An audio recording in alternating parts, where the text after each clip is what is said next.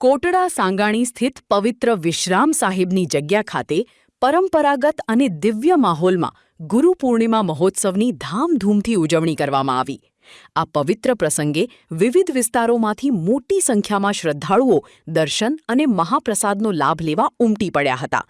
મહોત્સવનું મુખ્ય આકર્ષણ તપોનિષ્ઠ ગુરુ શ્રી ગોવિંદ સાહિબની ઈચ્છા અનુસાર વિશ્રામ સાહિબના મંદિર પર કરાયેલું શિખરબદ્ધ કળશારોહણ રહ્યું હતું।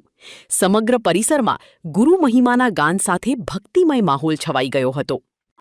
આજરોજ કોટડા સાંગાણી વિશ્રામ સાહેબની જગ્યાએ ગુરુ પૂર્ણિમાની ભવ્ય ઉજવણી કરવામાં આવેલ, જે અંગે લોકો દ્વારા ઘણા લોકો એકઠા થયેલ ભવ્ય ઉજવણી કરવામાં આવેલ તે અંગેની વિગત આપશો। પ્રવીણભાઈ રવજીભાઈ ભૂત, કોટડા સાંગાણી વિશ્રામ સાહેબની જગ્યાના સેવક।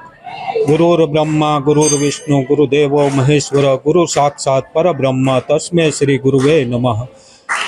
ગુરુ પરંપરાના આ દેશમાં, આ દેશની સંસ્કૃતિએ, આ દેશની વિચારધારાએ ગુરુને એક મહત્વ વિશિષ્ટ પ્રદાન અર્પણ કર્યું છે। ત્યારે કબીર પંથ રવિભાણ સંપ્રદાયની પ્રેમ વિશ્રામ માધવ સાહેબની આ જગ્યામાં દર વર્ષે જગ્યાના સેવકો દ્વારા પરંપરા મુજબ દર વખતે ગુરુ પૂર્ણિમાની ઉત્સવની ઉજવણી કરવામાં આવે છે અને ગુરુ પૂજન કરવામાં આવે છે।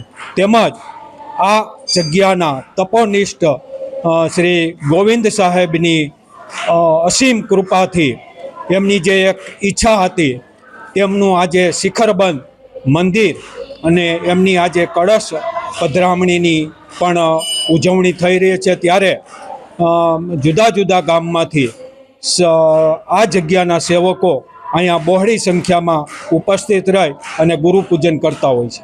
આ જગ્યા ઉપર કેટલા ગામના લોકો સેવકો આવી રહ્યા છે? અંદાજે કેટલા ગામના નામ?